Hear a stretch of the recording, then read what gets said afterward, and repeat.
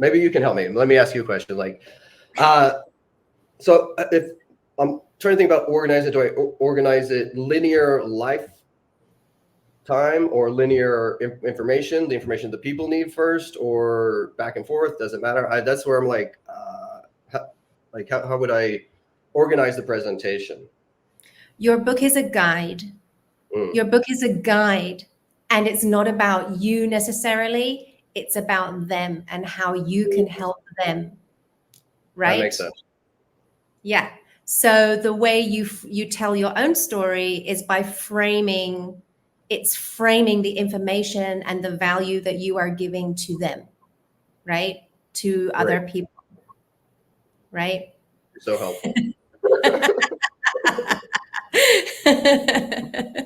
Yeah, that makes perfect sense. Yeah. It makes perfect sense. So it's, I can think of a book that I can use as a reference in the way that that person did the same thing. Yeah. Which book is that? No More Mr. Nice Guy by Dr. Robert Beloved.